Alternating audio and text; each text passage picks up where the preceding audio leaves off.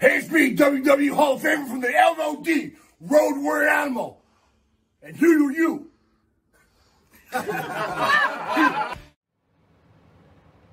Yeah, I gotta do this when? Now? I'm watching a match. What is now? Now is it? Oh, now. Yeah. Thanks. Hey, this is the Pharaoh from Monty and the Pharaoh. I just want to say thank you to our subscribers as we now have hit the 10,000 plateau. Thank you to all our subscribers out there. But I'm going to ask our subscribers to take the next step for us and become a full-fledged YouTube Monty and the Pharaoh member. Yes, that's right, folks. You can check it out. We've got 3 different levels. There's free shirts. There's free autographs. There's all sorts of perks for our members. There is nothing more we enjoy than giving you this program. And to do that, we need your support, and we appreciate your support. This is Jimmy Pharaoh, and don't forget to check out Monty and the Pharaoh every Thursday from Indie Music TV and on Cablevision here locally in New York. Long Island's #1 pro wrestling broadcast, Monty and the Pharaoh. Later. Is that good enough for you? Can I finish this? Lesnar's killing him. I'm pissed.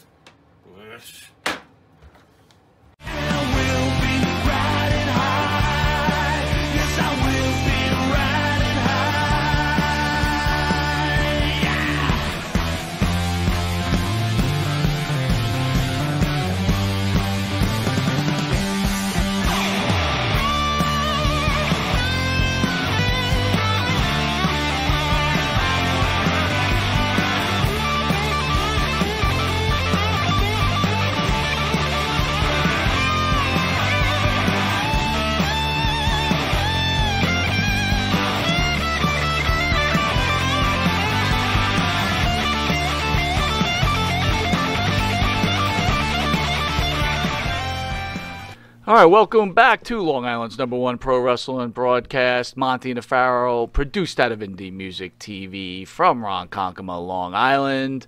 It is another Thursday, and we welcome everybody aboard with this special show, a great interview coming up. First, I want to recognize our super producer, Mr. Matty Ice. Matty, good to see you again, my friend. We missed you. As always, great to be here. And to the right is the star of the show, Mr. Jimmy Pharaoh. Jimmy, how are you, bud? Hello. So if anyone doesn't know, Jimmy and our guest were talking for about 20 minutes about the Three Stooges. And I just was there you go. Mr. getting Party sick Pooper comes to rain on the old parade. my stomach. Yeah, well, you know, good humor's hard to come by, and you clearly don't recognize it. What do you So do? I was we were together today, and we were just rapping, and we were just talking about things, and it made me think. Okay. I'm gonna hit you with this. So it made me think about you. What? I started thinking It's about been a long day, Smashing Pumpkins lead singer and owner of the NWA. Yeah, Billy Corgan. Yeah, what about That's Billy? correct. What about Billy? So Billy, Okay. in my opinion, All right. is almost almost like you. So Billy Corgan and I are alike? kind of, and I'll explain. I guess that's not bad, but it depends on how you Jimmy, explain it. Jimmy's a musician, and he's a rocker, and Yeah, okay. you know, I keep preaching to Jimmy how maybe he should. C.J. Duncan, you have the entire Three Stooges collection on DVD, bro. Yes! Bro, we love you, but I don't know what the hell you're doing. I know what you're doing, having a great time. Anyway, so Jimmy, Yeah. What? Jimmy is a rocker, and I keep telling him about going to the beach. But I was looking across the table at Jimmy, and we're talking, and I'm like, he saw how reminds me pale of I Billy am? Corgan. Oh, yeah, Billy Corgan. Wait a Every time minute. I see him, He's ghostly white. exactly. Are you telling me I'm Casper? What are you trying to tell me? Well, hold on, I'm not done. And you're then, certainly not done. And then Go on. Billy looks very uncomfortable. Like, you can never see Billy Corgan wearing beach trunks. And I'm thinking to myself, I can't see the Pharaoh wearing beach trunks. The Pharaoh doesn't show the Pharaoh's knees. What's wrong with you? Happy birthday, Mark. We're glad to have you with us on your birthday. Happy birthday wishes, brother. Thank you for joining us. Russell Campbell, you're What's the up, man. Russell? Welcome What's up? back, big guy. What up? Todd, it's Thursday again, and we're going to have another great show. You better believe it. Here It's we going to be go. fantastic. Here we So, go. anyway, Yeah. I just want to see the Pharaoh at the beach. How about the Pharaoh and Billy Corgan at the beach doing cannonballs? Billy Let's do Corgan it. looks like he's constantly sweating. He's wearing a sweater in 100-degree weather. Do you like his band, at least? Yes. Yeah, Smashing Pumpkins is But good. you can understand why people would not like his band. Would Well, you agree? If they don't like it, it's probably because he has a unique voice, and Yes. either it's for you or it's not. I love his voice. I think he's great, and I love his songwriting, and he's got great lyrics, and I think he's really cool. But you understand why people may not like his music. Absolutely. Right, I 'cause love it's Bob different. Dylan, but if I can't understand why people don't like Bob Dylan, then something's got to be wrong with me. Well, what if people didn't like the Beatles? Something's wrong with them. Thank you. Yeah, something's wrong with them. Well, you got to be tone deaf. I mean, what? Hell, they're too much in harmony. It's terrible. So I know you haven't been catching the A&E documentaries, Yeah. but the final one came out with Bret Hart, and Right. he Farrell was doesn't have a television set. well. So what did you watch for me? Tell me about it. Was it good? Well, it was a usual documentary, like a Bret Hart one that you've probably seen before. With I some- consider you the king of documentary watching. thank you. You know your Thank shit, you bro. very much. There I go. I got to put a horn in on cable now. But how would you rank this documentary? Because you know your documentaries. fantastic. So it was okay. Tell me more. But it's the same story, but it's funny how you could learn from wrestling. Everybody out there, it's like one important thing that Hart said. Right, he was carrying all this anger, right, He's been over the known to- Montreal screw job. He's been known to do that on a lot Right. of things. Go on. He had a stroke, Yeah. and then he said one day he just dropped the anger like this big bag of rocks. Towards the screw job in Just particular? period against He dropped, Vince. He dropped all his anger? All his anger. It was like he said he was carrying this like a weight for years. But the way he explains it, it's like, think about all the weights we carry every day. Yeah, sure. And sure. what kind of stress we put under our body and how angry we are over a Right, certain thing, whether it's right. about the presidency or, you know, I stopped don't worrying know. about that. well, but I want to but live. but you understand what I'm I saying. don't think about politics. you know, Try not to. and it's, I got you. It's, I got it's, you. It You was, know what it's I like in amazing. it too, and I think I've probably told you this off air, but it's important that I throw this out there. The thing that reminds me of the Bret Hart, Vince McMahon, Montreal Screwjob situation, as far as the long breakup and the years of resentment, and then finally they get back together. I've said it before here in New York. Once upon a time, there was a legend named Yogi Berra, and George Steinbrenner was the owner of the Yankees, and they had a falling out, and it was a bad one. And it lasted, I think, 15, 16, 17 years. How long did it take Hart to return? Over a decade, right? Yeah, sure. You know, and finally, two brilliant men who were, you know, famous for doing different things in the sport that they loved so much, finally got back together and made up. So maybe was that the moment that he singled out, that he let the hate go and let the resentment go? Because I know it happened for Yogi and George. Yeah. And I'm not surprised that it finally happened for Brett and Vince. They're irreversibly joined together in history forever. Make up! Again, So I'm glad they did. I just think, though, that we all got to stop carrying so much baggage all the time. that would be nice. And lighten up and laugh, and like Thursday nights, we get to laugh, and I Oh, hope yeah. everybody out there gets to laugh. 802, you're not a huge pumpkin fan? That's cool. He's 802 Blues. That's right. Smashing But Pumpkins 802 not Blues exactly... is a legend. Yes, it's a legend. he is. And Smashing Pumpkins is not exactly blues. Speaking of a legend, I want to thank the band that sings the theme song for Monty and the Pharaoh. Our own Jimmy Farrow, along with his partner Bart Griggs, make up the band Wisteria Hall. Yeah, thank you. Catch us all over the place, right, Mike? Catch Wisteria Hall what on is their Volume 1, Tales from the Woods. Yeah. Tales from the Woods, where you could get some really great songs. Dude, you should put a bottle of good fucking wine in my hand, because I'm well on my way. Here you are cursing. I am another horn. Wisteria Hall sings such great songs as In My Dreams, This Life, Not Far Behind, Here Comes the Rain. You can find their music on Spotify, Apple Music, and Reverb Nation. Oh. Your partner there, Bart, he's a kind of cute little fella. He's a Are you cute- going to start he's getting a all googly-eyed for my partner? He's a What is- cute little fella right there. Stop. Look at that cutie, huh? Oh, my God. Thank God we don't have an action figure of him. The girls love that guy. This is not good at all. Girls love Mr. Griggs. Don't take that in the bathroom with you. If you didn't know it, you are watching Long Island's #1 pro wrestling broad. Sorry. Wow. Well, You said it was You are cute. watching You're Long- stretching him. You are watching this is Long Island's terrible. #1 pro wrestling broadcast, Monty Nefaro. You can catch Monty Nefaro on the Monty Nefaro YouTube page and Monty Poor Nefaro Bart. Facebook Live page. You can hear us on iHeartRadio, Spotify, Anchor. Catch us on Twitch TV, and if you're lucky enough to live in New York, Right. and that's really, I'm being facetious, channel 115 every Tuesday from 7 to 7:30, and for early risers, 6 a.m. to 6:30. And if you're a late night person like the Pharaoh or Billy Corrigan, and you like to come out of coffins and never see the sun, you could catch Monty and the Pharaoh from 2 a.m. to 2:30. And we'll be right back with us after this special break with our guest, the job man, Mr. Chris Multerer. That's it? Multerer, right? Multerer. Multerer. And he's also known as Chris Curtis. All right, well, okay. Yeah, we'll see you in a sec. Sorry about that. Do you treat your dog as part of the family? Well, so do we. So why not celebrate your pup's birthday with the ultimate party box? Check us out on Instagram, Twitter, and Facebook at Party Pup Info, and let us make your pup's party or any celebration perfection. You want to star in your own success? Call QuickCast. www.quickcast.com. 866-7-CAST-NOW. That's 866-7-CAST-NOW. QuickCast. Star in your own success. That's right, folks. Canine Corral for all your dog daycare and overnight care. Call 631-549-1544. That's 631-549-1544.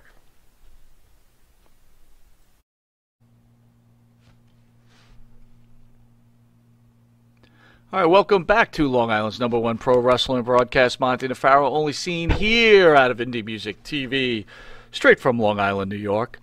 As we are very, very excited to have our special guest, Mr. Chris Multerer, to the show. Chris, how are you, buddy?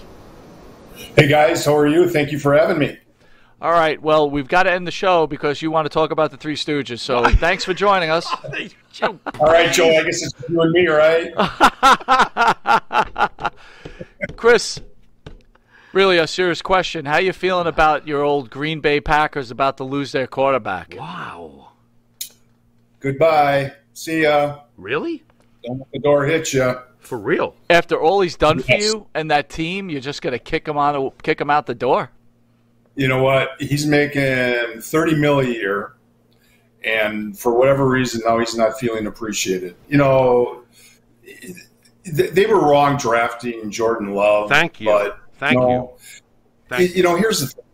I was thinking about this. They could have 7 quarterbacks on that team, and none of them are going to start. Rogers was going to be playing for the next 3 years anyway. So, yeah, the general manager, he blew it, but you know, what's done is done, but Rodgers wasn't going to go anywhere. He would have kept starting. So. I'll tell you, I'm sure you probably do remember, though, that before Brett Favre, the Green Bay Packers had waited quite a while, and they were very blessed to go from Favre to Rodgers. I don't think that the Packers should take for granted that the next guy is going to be anywhere near your previous 2 legends. I'll tell you that much. Right, and here's the thing. No other team in the NFL has had, with the exception of maybe, well, I wouldn't even say that, Tom Brady when he was with the Patriots, but from 92 all the way up until this past year, Packers have only had 2 starting quarterbacks. Right. The Bears have had, I don't know, 12. Right. You know, something like that, and other teams too. But, yeah, they've been pretty lucky having 2 of the best. That's for sure. And it shouldn't come to this. It's like, you know, your ego. Yeah, everybody, you know, they have an ego, and he thinks he should have been consulted and that kind of stuff. But you know, that's why they have general managers to do that kind of stuff. And you know, he thought, well, they didn't, you know, ask him what he thought of, you know, drafting a quarterback. Well, they don't have to. You know, it's understood. He's 37 years old. What if he would have got hurt? What if he would have broke his leg? What if he got hurt like he did, like when Mike McCarthy was coach? Right. And and he was done. So I mean, he's not 28 years old anymore. I just don't think it would have been too ridiculous or out there to go to him as a man and say, listen, we feel as an organization you can give us 2 to 3 more years, at least. That's what we're saying for now. We would like to draft another quarterback. We're giving you a heads up. What would be the big deal? If he doesn't like it, at least he's been told. There's nothing wrong with that. I agree with you. Right. Listen, here in New York, Mike and I are Jet fans, and it's been Joe Namath since we were 2 years old, and life sucks. So that's how we look at it. Chris, I wanted to ask you, why don't we get off to the races here? Being old school fans ourselves, it's very exciting to have you on. What made you decide to get into this business in the first place? It's pretty crazy. When I was 16 years old, I was at a match in Milwaukee, which is where I was born and raised, and this was down at the Milwaukee Arena, and the match was Dick Murdoch and Dusty Rhodes against Nick Bockwinkel and Ray Stevens. Wow. And Vern Gagne had turned Rhodes and Murdoch babyface for a little while.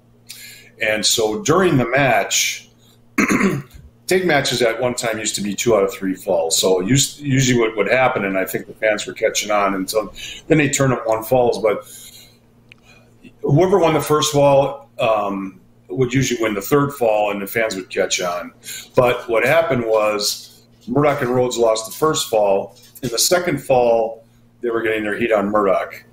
And while they were getting their heat, there was a couple of false tags. Finally, Dusty came in, made that big comeback, and all he did was, he did that kind of Muhammad Ali thing with his fists and got both of them, bumped one of the guys out of the ring, threw the other guy in, hit him with that big elbow, and he jumped up in the air and he dropped that big elbow on either Bockwinkel and Stevens or pinned him. I've never seen a pop like that in all my life, even if the Crusher and the Bruiser were in town. And I thought, you know what?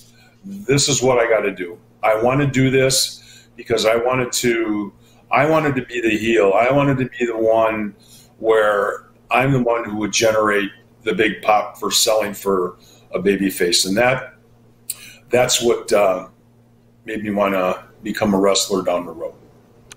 What was it like experiencing the Dusty Rhodes aura in person as a young guy watching something like that? Because while Bruiser and Crusher are absolutely amazing at what they did, you can't even compare the charisma to a Dusty Rhodes when it comes to showmanship. What was it like experiencing that for you? I mean, he clearly, obviously inspired you.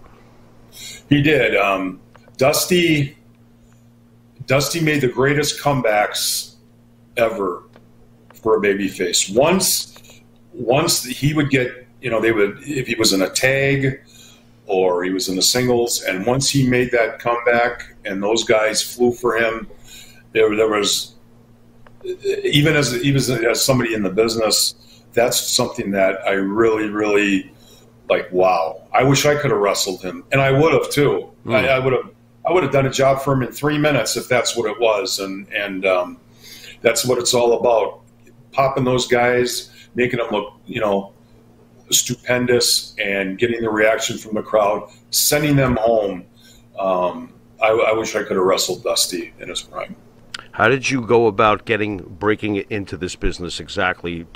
Did you find a trainer? Did you, how do you eventually wind up in places like the AWA and for Vince McMahon? What happened was I was actually going to a technical school and for photography, and I was taking pictures. And what I wanted to do was actually work for a wrestling magazine if I couldn't get into the business as a wrestler. And so, to make a long story short, a guy was running these little outlaw shows in town. So I was taking pictures, and he told me, he said, "Hey, I can't pay you, but you look like you're a big enough guy. Would you be interested in learning how to wrestle? But I'll use you as a manager first." And I thought, wow, sure. So that's what I did. And then fast forwarded a couple months down the road, there was a guy in Milwaukee, and you just showed a picture of him where I was throwing him into the turnbuckles of the ropes. Tom Stone, he's the one who was instrumental and breaking me in, getting me to the AWA, Kansas City, St. Louis, Mid-South, and the WWF. He was the guy that the office would go to when they needed guys. And so he was so instrumental in a lot of our careers, getting us to the big time. And I mean, I'll never forget him for it, because he, I'll always be grateful for what he did. So, Training difficult for you in the beginning? Did you question your decision to try to get into this business? No, because I was athletic. If I would have went through Vern's camp, I don't know if I could have done it, because Vern tortured you. Okay. He really did. I mean, when you got a fireman's carry a guy up, 4 or 5 flights of stairs, and like you're going through the fire department training and free squats and all that kind of stuff. But with Tom, his real name is Steve Hall, we learned how to bump, and that's all we did. It was 4 months of 5 days a week, 2 to 3 hours a day, and we learned how to bump. We learned how to take, fall, go over the top rope, learn holds. It was all learning how to protect ourselves, learning wrestling holds, learning the basics. So in essence, it was pretty easy. It wasn't really a hard thing. Yeah, we were sore, but I think I learned, from one of the best, as far as, they didn't have to beat the hell out of you to learn the business. We just wanted to be smart, and he knew when you were ready to take you up, to either Minneapolis or down to Kansas City or St. Louis. And eventually, I was in the business, 7 or 8 years before I went to, work for New York. So Chris, not many people get the opportunity to speak to someone that got to work in the AWA, especially as early as you did. What was it like working for Vern, and what kind of person was Vern? First time I met Vern, it was like meeting the president.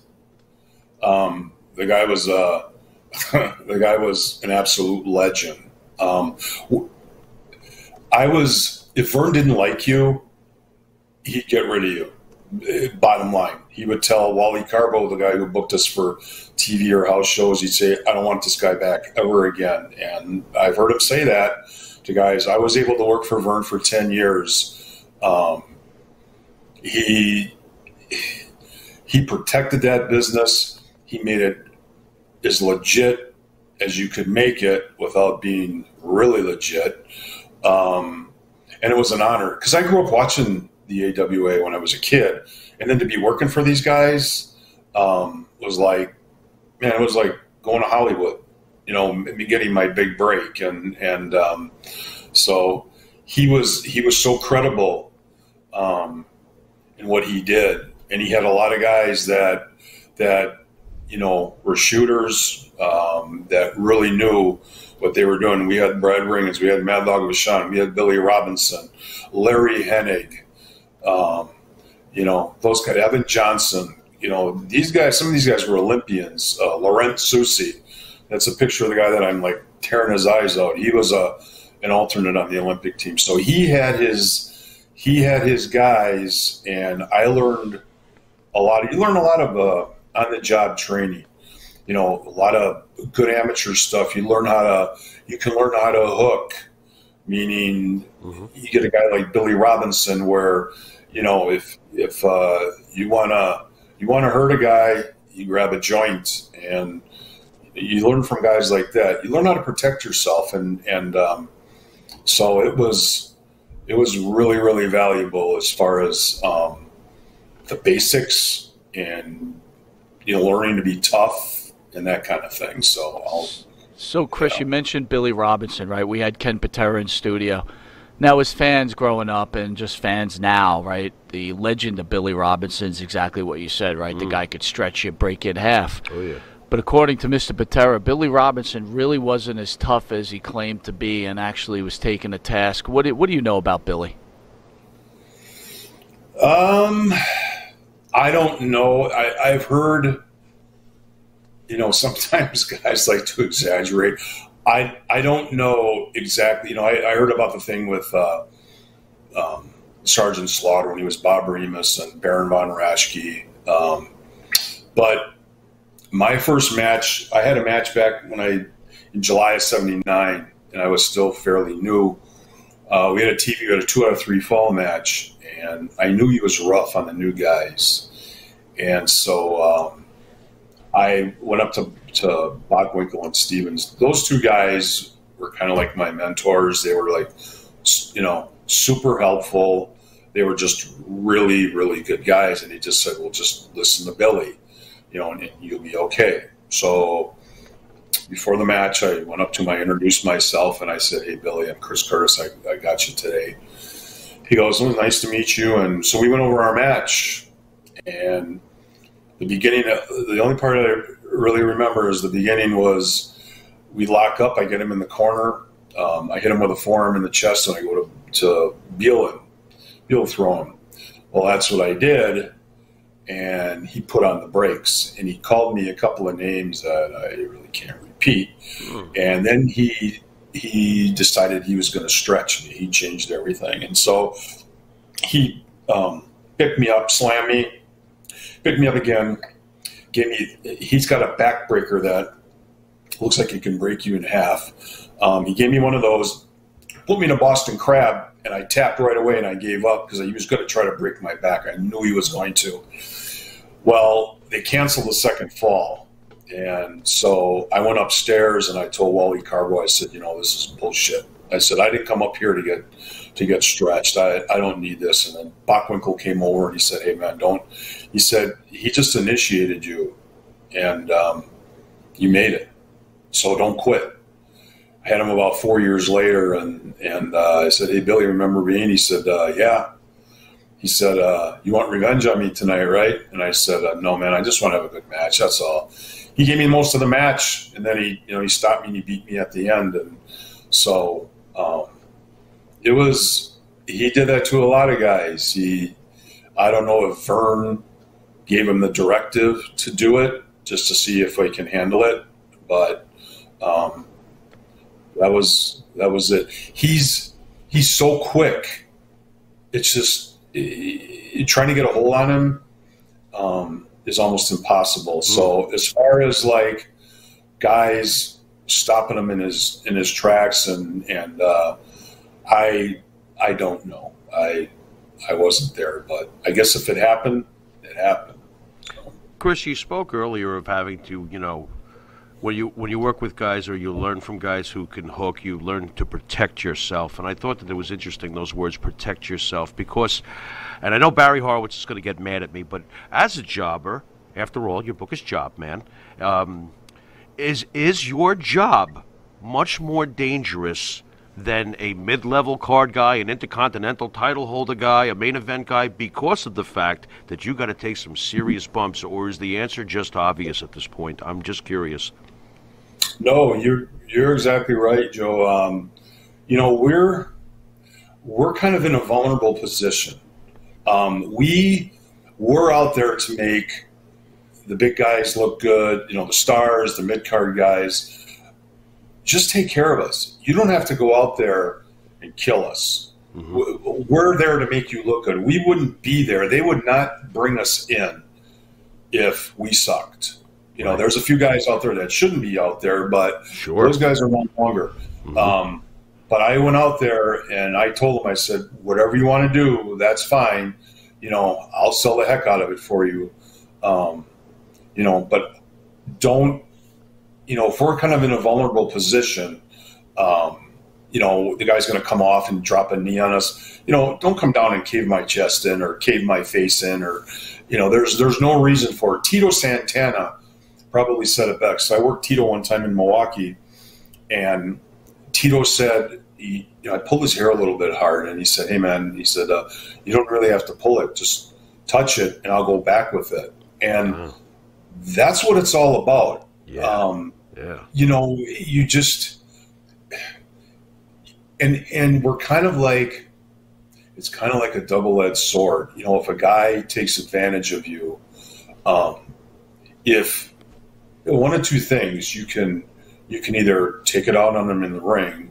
It's going to screw up the match. You're going to get fired. They won't have you back anymore because you hurt one of their stars or you messed it up. Or if you go in the back in the dressing room and you kamikaze him with a chair in the back of his head, you know, you might go to jail for assault. But it's kind of like a fine line. The only thing what really worked out good, and I really never had any other issues with anybody over the years except that time with Billy. But we had to deal with the fans. So knowing how to protect yourself, if some fan wanted to, you know, take a shot at you, we had that to back us, you know, how to defend ourselves. And so that was a big thing. And there's nutty fans out there. There's some crazy ones, that's for sure. I bet. I'm sure you came across quite a few. Let's discuss the one that Vern Gagne messed up on, the great one that Vern Gagne let get away. And of course, you have some memories, I am sure, of Monty and the Pharaoh's personal all-time favorite. Tell us about Hulk Hogan. Hogan, he was probably my favorite opponent. He was super nice. He took care of you out there. Super light.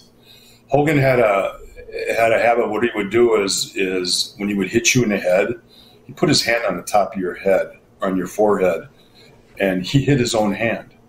He wouldn't even touch you. And, you know, he's just big and strong enough that when he, you know, if he would slam you or he would suplex you, he would just come down and he was the ultimate job guy's dream to wrestle him. Oh my God. He was just the most wonderful opponent. I mean, I could have wrestled him every day of the year and not have to worry about it. As far as what Vern screwed up, in my opinion, they should have given him the strap back in '82. They reversed it because, number one, in this business, after a while, and in any kind of sport, you get sick and tired of seeing the same guys. It was back and forth between Vern and Nick with the title. They should have given it to Hogan because the people wanted something different, and they wanted him. They wanted him. They really did. They did. And if Vern didn't want to give him the title because he was squabbling about his payoffs, for shirts, T-shirt money in Japan and whatever else, and he wanted a real wrestler, you know what? Forget it, because they could have sold out everywhere. And if Hogan had the title, they could have certainly worked out different angles. I mean, Heenan had Patera, Bobby Duncombe, Nick Bockwinkel, Blackjack Lanza. They could have worked out, storylines and angles where they could have come back for over a year and a half, and the title wouldn't have mattered. It's just, the storylines that they could come up that would have sold out. And Vern really missed his opportunity, and Hogan thought, well, you know what? I'm getting a call from Vince. I'm going with him, and I can't blame him. I love working for the AWA, and I love working for Vern, but it was a bad business decision on his part, and so I don't know if he would never publicly regret it, but probably deep down he did. What would Chris Curtis say to the internet fan, who, by the way, I believe is in the minority? He just has a very loud opinion. What does Chris Curtis have to say to the fan who says that Hulk Hogan was a crap wrestler and ruined the business? Doesn't matter if he was a crap wrestler. What matters is that he drew money. That's what this business is all about. Right. It's drawing money. Who cares? Right. So people were enamored with him. He was just so big, so different. And the funny thing is I worked guys before that were like Olympians and you know, they would tell me, like, I don't know why I have to do a job for this guy. And, you know, I could beat him straight out. And I say, well, you know what? You're not in the amateurs anymore. This is professional. And they have to get away from that mindset that they can beat this guy, they can beat that guy. Forget it. I don't know if you guys remember a guy named Danny Hodge. Yep. Sure. Danny Hodge was probably the toughest wrestler ever, professional or amateur. Danny did jobs, and if it's a legitimate shoot, nobody was going to beat Danny. But he did what the business wanted to do. He was in it for such a long time, and there was other guys, Joe Scarpello, who was in Iowa. You know, he was a 4-time Big Ten champion. You know, this is way back around when Vern was an amateur, and he was an Olympian, and you know, he did jobs. That's, who cares? It's pretend. It's not. It's a show. It's the outcomes are not real. They're all predetermined, and you're in it to draw money.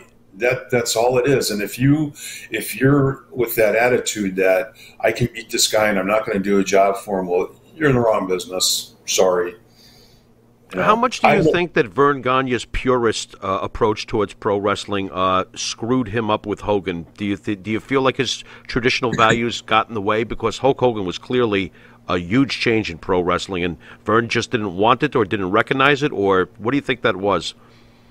He didn't want it.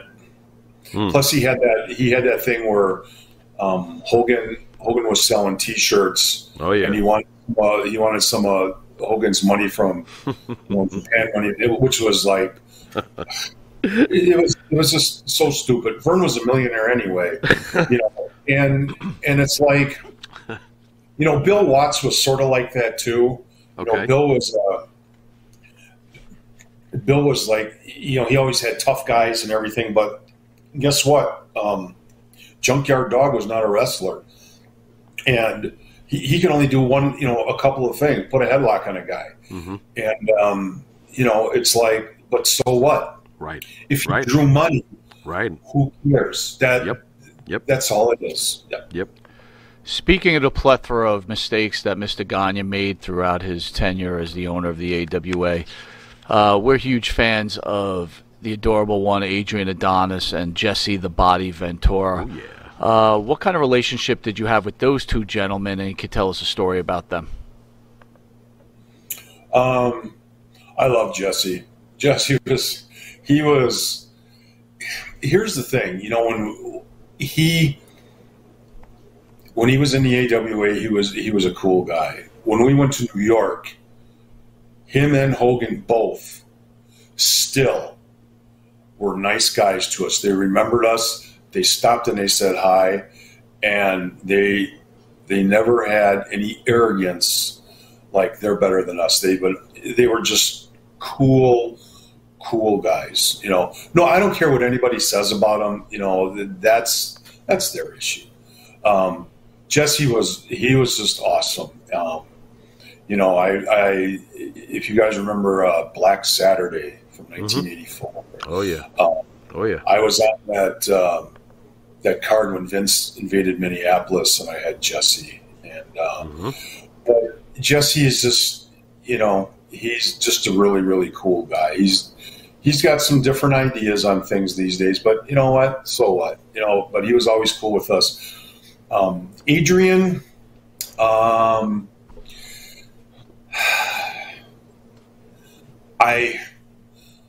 don't like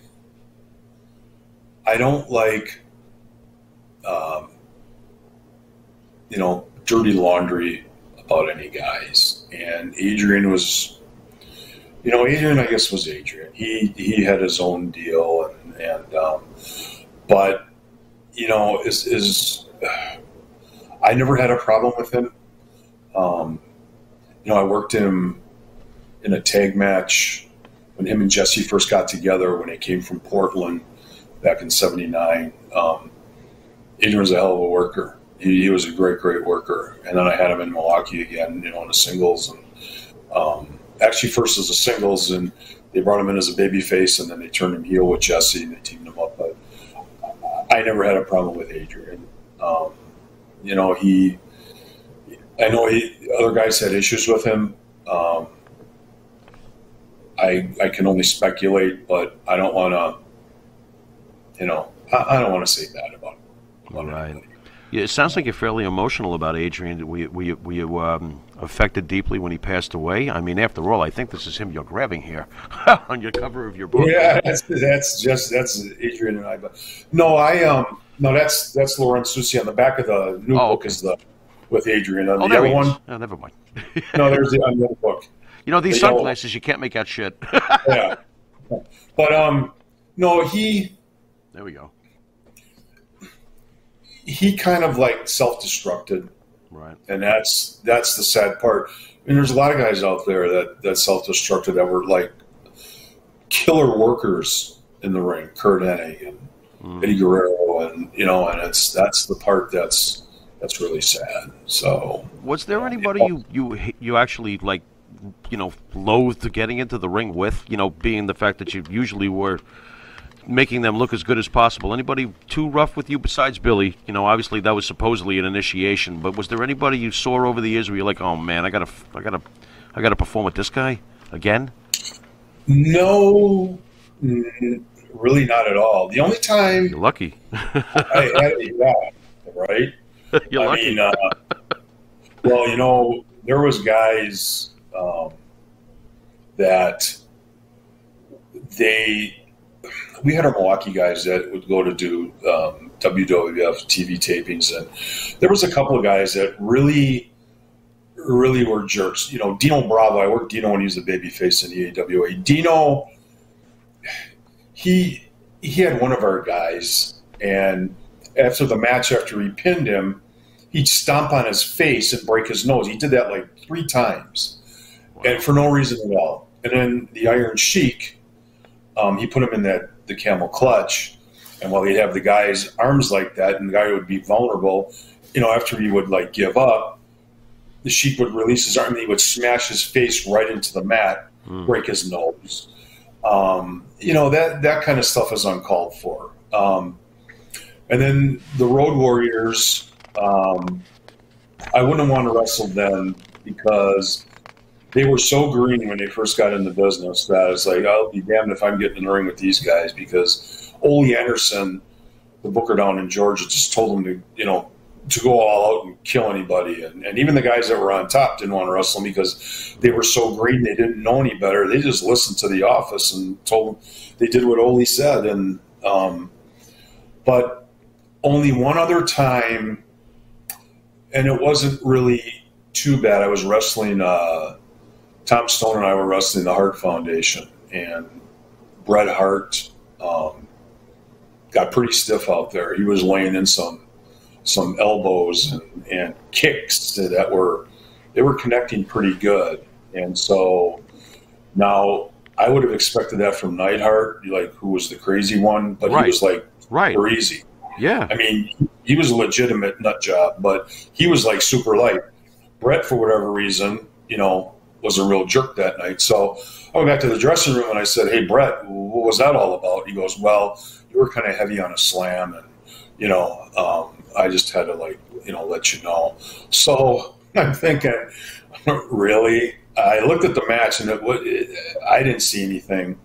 But yet, here's a guy who blames Bill Goldberg when he gave him that super kick. Right. And he claims that may have caused his stroke. And, you know, now all he does is complain about that all the time and whatever else. And he didn't seem too concerned for you guys that night, though. I got you. No, you know, and one of the other guys that I teamed up with, you know, Stone, you know, Bret let him have it one night too. I mean, he really, you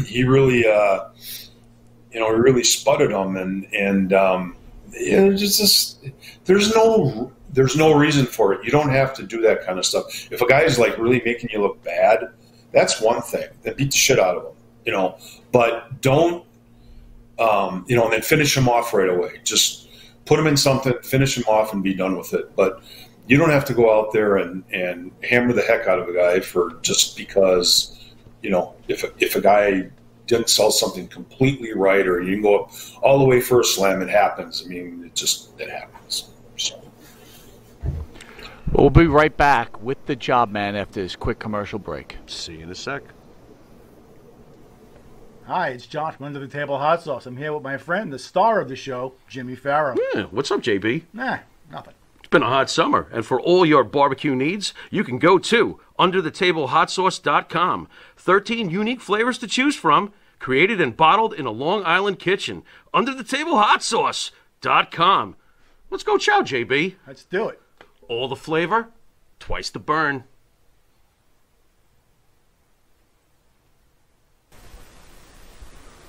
M&J Video Games and Collectibles. Sport and non-sport cards, wrestling items, autographed items. We buy, sell, and trade. M&J Video Games and Collectibles, located at 1049 Queen Street, Southington, Connecticut.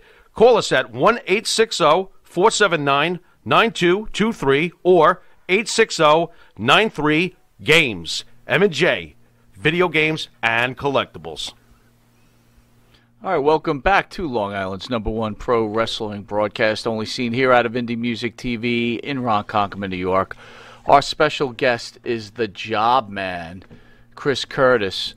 You could get his book on Amazon. I got to tell you, people, if you're a wrestling fan, another excellent book. I love reading excellent books about behind-the-scenes stuff and just about the thoughts of the person wrestling. So we are honored to have this guest in here. A quick special shout out. Lee Cole is watching. Lee will be on next week with a possible special reveal that he wanted to share with Monty and the Pharaoh.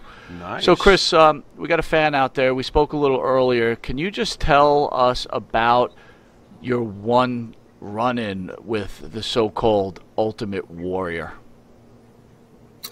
Well, it really wasn't a run-in, but we were in Illinois, and gosh, I wish I could remember it was the capital of Illinois, and we were doing TV, and State Athletic Commission always had the doctors take our blood pressure, and he was standing in front of me, and doctor took his blood pressure, and he just kind of like looked up at him and kind of looked at thing again. He goes, "Here, I need to redo this again," and because he was pretty jacked, I mean, really jacked. So whatever he was on, but he was fine. I mean, you know, he said hi and everything. He didn't talk with that, that stupid, his cartoon character look, but he was okay. I never had to work the guy, and even if I had to work the guy, I wouldn't have cared. Probably the only thing that I wouldn't have liked was, these guys, when they would press slam you over their head, and instead of like going over, landing on your back, they would drop you, face first. Right. And it's just like, man, yeah. how would he like to go like 7 feet in the air, face first? And that's a recipe for breaking an elbow, a knee, or whatever else. And guys hated that, but they didn't care. They just did it, and oh well, I'll move on to the next guy. And that's the kind of stuff that one of the Road Warriors did that to Kurt Hennig. They picked him up. He thought he was going to get press slammed on his back. Well, they dropped him, and he said, if the guy tries it the next time, he's going to grab his nose and pull his nose off his face. Wow. He was really ticked. Yeah. So it's that kind of stuff. They want to do it for effect, but they don't realize that they're doing that with a human being. And, we're not like granite. We're not steel. We got bones and everything that could break, and even if they did that with a guy that they're working an angle with, if they hurt him, well, they're going to lose money because they're not going to have that opponent to work anymore. So you got to take care of each other. That's what it's all about. Monsoon said that too. You have to take care of your opponent. You have to work together, not go out and hurt each other. Even if you don't like each other, you don't try to hurt the other guy. You know, Chris, I got a two-part question here, because just thinking about what you're saying. Number one, do you think today's wrestling needs the squash match to be brought back with the jobber? Because, again, I think it was important to wrestling back in the day, and I think it could be important now. And then the second part of the question is this. Have you ever seen a case where someone just said, screw this, I'm tired of this guy taking liberties on me when I'm supposed to be doing something, and just took business into his own hands and just made the star look like shit? The squash matches, there would be no problem doing that, as long as those guys, took care of the jobbers. I used to love studio wrestling, old studio wrestling. There was just something about that as opposed to doing, taping TV in a large venue. But yes, I think that they should have never gotten away with that. Now it's all kind of like house show stuff. It's all talk. As far as a guy taking it out on another guy, he'd be done. He would be blackballed out of the business because you hurt the guy. Well, you ever heard the story about Danny Spivey and Adrian? Mm-hmm. Yes. Mm-hmm. Yeah. So, Adrian was like real stiff with him, and Danny got sick of it, and Danny laced him really good, and Adrian's lucky that according to Bob Orton, Adrian was never the same after Danny got a hold of him. I don't know if anybody knows about what happened, but Adrian was working him real stiff. Danny Spivey's about 6'6", 270, 280. He's huge. Yeah, he's a pretty tough dude. And not forget, he's the American Starship Eagle. Oh, right, with Coyote. There you go. Hey, yo. Yeah. There you go. Go ahead. But Adrian came back, and I think Danny did something out there. Adrian came back and tried to double leg him, leg dive him. Danny hit him, split his whole side of his face. Wow. And almost killed him. Wow. And so they had to take him to the hospital. So I don't know if anything ever happened to Danny. But you just, I don't know if it's ever really happened. That's probably one of the worst stories that I ever heard. But if I was working a guy, let's say that time that I worked Billy Robinson, and I went back and he's in the dressing room, and he's just sitting there, and all of a sudden I decide to take a chair and hit him on the top of the head and just beat the heck out of it, on his head, and send him to the hospital. Number one, I'd probably go to jail. Number two, I would have been blackballed out of the business. So it's kind of like you talk to the guy and say, hey, man, you know what? Lighten up. Just there's no reason for it. That's why you talk things out. You don't go out of your way, because once you do something to somebody physically, you can't take it back. There's no, rewind everything. But if you talk it out, you might be able to work it out. And sometimes that usually works out. Happened with me and Billy, worked it out, Right. Yeah. Russell Campbell asked out there, I don't know if you can answer this, but he said, did Ric Flair throw jobbers a couple of extra bucks out of his own pay? That I don't know, but Ric Flair was always, he was one of the guys that was always really good to jobbers. I never wrestled him, but he always respected them. He always gave them, a match. Harley Race was another one who was really good to the job guys.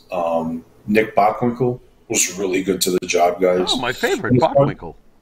Yeah, Mike doesn't like Bockwinkel either.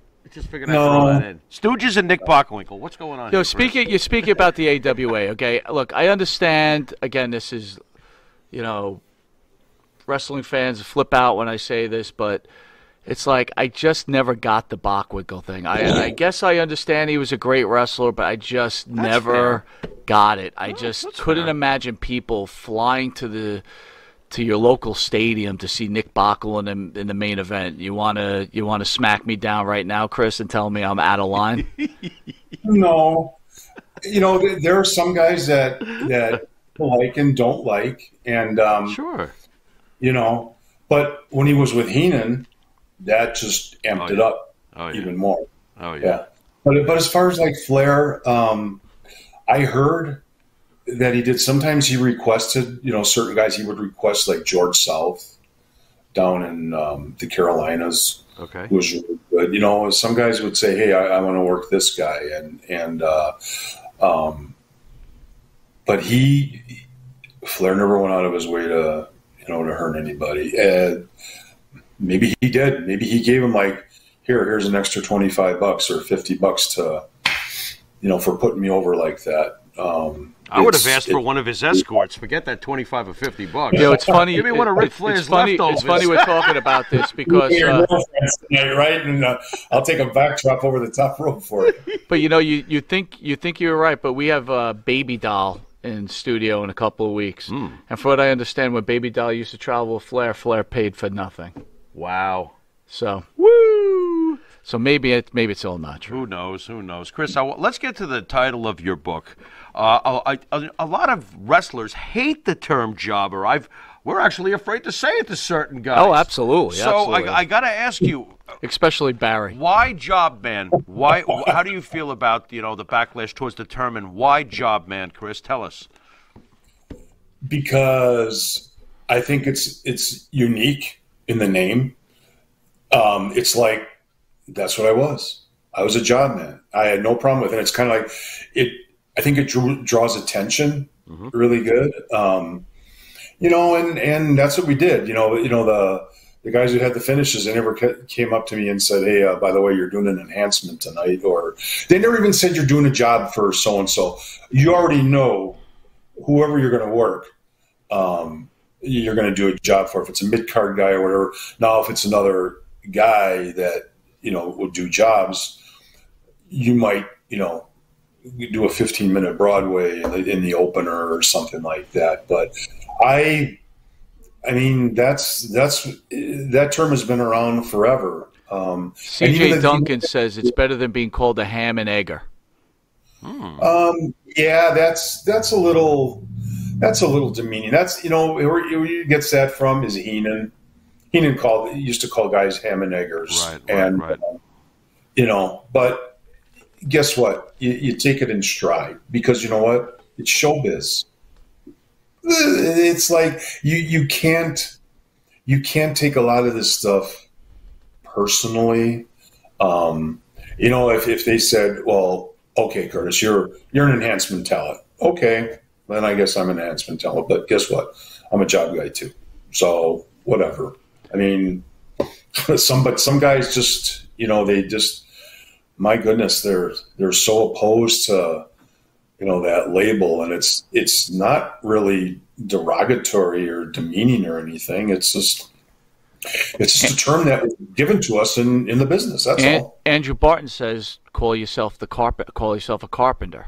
What do you think of that? What is that supposed to mean? Is that supposed to mean? I guess maybe instead of jobber, you could be a carpenter or a plumber. Yeah. And wear polka dots. Well, let's get a little serious here, right? Farrell just caught on to that one. No, I'm processing Sapphire. Oh boy! Don't call me Sapphire. No, not you. I'm thinking about him with Sapphire. Actually, I've been trying to forget it for 30 years. Thanks a lot, Mike. We've spoken a few times, Chris, and you're a very well-grounded man, and we know a few ex-wrestlers, actually quite a few, that are pretty well-grounded. But why does it seem more than not that these wrestlers, after they're done, are just broke dick and they've got nothing left? What's going on? What's the issue here?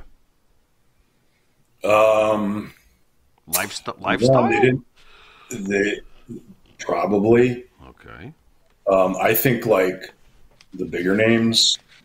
There's one guy in particular that I remember reading about. He had to have surgery, and I mean, and then he started a GoFundMe page to help him pay for his surgery. And I'm thinking, what did you do with all your money? You know, when you're making, $400,000 a year, what'd you do with your money? You know, other guys, you're probably right. Could be the lifestyle. They didn't put, they didn't have a backup plan. I mean, in this business, if you don't have a backup plan, and this is all you know, and if you get hurt, whatever, or you get fired and there's no other place to go, you got to find something to do, and especially if you have a family. But I think it's just the way you save your money. So I know that I don't know exactly, what they did for expenses, what Vince did. I don't know if these guys are flying around, I'm sure they're playing. I don't know if they have to pay for their own flights. They probably have to get their own, rental cars and hotels and stuff. But even then, guys would, they get 4 to a car or 4 to a room. And so you have to, and when you're making maybe $10,000 a week, you should be able to. Yeah, think about what you just said. $10,000 a week. I'm thinking about it. And when they go to Japan, if they're big, like, they could be making $15,000 or $20,000 a week, and everything is paid for. Everything is paid for. It's like, when Baba or Inoki would bring guys in, especially Baba, guys like Stan Hansen, everything was paid for. Brody, everything was paid for. Yeah. The Funks, everything was paid for. They took care of it. I didn't have to worry about anything. So, yeah. And then you see these guys that are still, wrestling, and they're 67 years old or 70 years old. I'm thinking, Jesus, you can't even walk. It's like, we don't look good in spandex anymore. I'm sorry. But,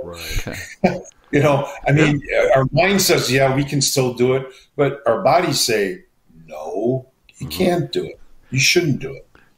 Todd Beecraft says out there, ham and egger, now I'm hungry. Here's a great question. Andrew Barton has a good question for you, and I actually really love this question, but I'm going to change it a little bit. What? Who is the best jobber in the history of professional wrestling? Well, wow. Wow. I would say... Think about it, Chris. The list is long. Me and the Pharaoh have a list, too. We might have to do a show about it, so think about it. I'm going to tell you something. If it comes down to really, really making guys look like they're just out of this world, ridiculously strong. Remember the Mulkey brothers? Oh, yes. A lot of fans of the Mulkey brothers, yes. They were human paper airplanes. I think it was Randy Mulkey. That guy could get a clothesline, and he could do a backward 360. These guys were they were unbelievable. And there's other guys. There's another.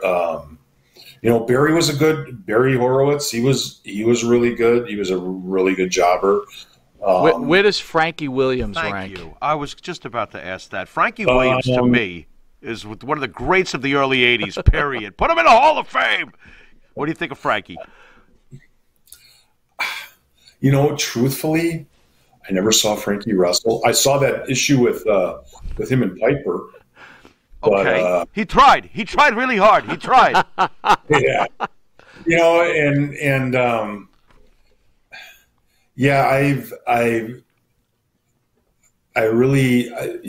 want to be honest. I've never really saw, Frankie wrestle. How about Johnny Rods, Jose Estrada? Yes, those guys were really good. And here's this thing about those two guys. They were. What would happen was Don't forget about Vince- Orange Cassidy, Chris, by Oh, the way. God. Orange Cassidy. Here we go again. Sorry, Chris. We left the bust on Orange Cassidy. Never heard of him. Yeah, well, but, that's because good for you. he's in AEW right now sucking. Oh. Sorry. He's a current guy. He's a current but guy. Rods and Estrada were really good. Those guys were Vince Senior's, like, when they would bring new guys in, because they were usually heels, Estrada and Rods, and when they bring in a new baby face, Vince would go to him and say, how was it? And so he valued their opinion, and they were tough guys too. I mean, they were really good. I mean, they were jacked, and they were really, really good performers. So, I liked them. They were, and they had a legitimacy about them. They didn't get killed. Right. They still put a guy over, but Right. They put up a fight. Exactly. Oh, yeah. Oh, yeah. Did you have any contact with Vince over your time? Vince Jr. I did. Yeah. Right. What was that like? Vince, he was really, really nice to us. He would see us when we were walking through, or they would always have like a big buffet for everybody. And when we were walking in, he would say, "Hey guys, thank you so much for coming. I appreciate it." He goes, "Don't forget to eat. There's a nice buffet out there for you guys." So he was always cool. My dealings with Vince were, number one, when I got my head shaved by Brutus, Vince went crazy, and he actually came back, and he liked it so much. He told Strongbow who would pay us. He told me to give me an extra $100. Nice. Yes, and then a couple weeks later, I was wrestling the guy. I don't know if you remember the one where I was supposed to wrestle DiBiase, and DiBiase said, I'm a preliminary bum, and he's not going to wrestle me. And so he's got another guy that is going to do a sweating for him, Art Washington. That was all Vince's thing. Vince came up and he said, "Hey, I want to do this. Would you be okay doing this?" He actually asked me if I had a problem with it. And I said, "No, whatever you want to do." I went over, beat Art in about a minute and a half, and I thought, man, they might start using me for a little bit more, but that was okay. Always nice to us. I never had a problem. Always a gentleman. Very cool. So, Chris, we're out of time. What a fantastic interview. Yes. I want to remind everybody, please go get The Job Man if you haven't gotten it already. It's a great book. I loved it. I will be reading it again once I hit the beach this weekend if the weather's right. You're going to take me and Billy Corgan, too, right? I might have to bring you and boy. Billy Corgan. So what we're going to do to finish out the show, Chris, is we got something called the Pharaoh's Final Question. This is an unscripted question where it just comes straight from the Pharaoh's head. So have at it, Jimmy, the Pharaoh's Final Question. Now, if you hear an echo, Chris, I apologize because that's the space between my ears. Anyway, I wanted to ask you... By the way, a pumpkin's... Yes, pretty good, pal. Thank you. Very Thank smart. you. I caught that right away. There you good go. job. There you go. I wanted to ask you, Chris, while we have you on the show tonight, and thanks again. You were an awesome interview. Can you give me your Mount Rushmore of jobbers? Wow. Give me 4 jobbers that would be the epitome of your art. Well, I would go with 2 of them would be the Malkies. All right. And then I would probably go the other 2. Probably the 2 guys that you mentioned before. Rods and Estrada. Rods and Estrada. Sure. Nice. Not a problem there. Exactly. That works. But Barry Horowitz is going to call us tomorrow. He's going to be pissed. Well, because he's not the jobber. He's talent enhancement. Well, that's true. I There guess you it's go. a free Well, pass for Barry on this one then. All right. They can put up a statue of Barry and Ida together and kind of like glaring at each other. With the Brooklyn Brawl. We might have to bring you behind both in here and maybe have a brawl. Brooklyn Brawler too, with Steve Lombardi. There you go. Yeah. There you go. By the way, Russell Campbell says, "Great job, Chris." No pun intended. That's great. That's all I can do is I just want to do my job right. That's you it. Sure did, brother. You sure You did. know, Chris, I want to Great, thank Ross. you again, man. What a pleasure, and I look forward to having you back on the show, and I look forward to speaking with you again. You're a fantastic human being, and what a great interview. We have so much more to talk about. We hope to talk to you soon. Love it. Thank you guys so much. I really appreciate it. It's an honor. All right, brother. Thanks, Chris. Peace, brother. Thank you. All right, Jimmy. What'd you think? Nice job. Pretty good. Nice job. Nice job. Look at you. That was great. I thought that was great. I gotta tell you, this Chris has got tons of stories. We didn't even cover half the stories. I know. And the hour just flew by, and I never Well, even ever say that's the mark hour of flew by. That's the mark of a great conversation. There you because go. we might be interviewers, but we like to talk to people. That was awesome. I want to thank everybody for joining us tonight. I hope you enjoyed this interview. Again, please support Chris. This book is a great read for professional wrestlers. By all means, go on to Amazon, get the book. It's fantastic. One thing I want to mention is Pulsar Light said, is there any Frankie Williams T-shirts out on eBay? Interesting. I said, if there is, please pick up one for you and me. Does it say I tried? And on you know the back, what? I tried really hard. We might have to. That would be We cool. might have to make Why one not? of those. I That's love not a Fra- bad I idea. love Frankie Williams. That'd be great. Anyway, we want to thank you all. Upcoming shows next Thursday. We've got Lee Cole in studio. He's got a couple of things to reveal, and look forward to that.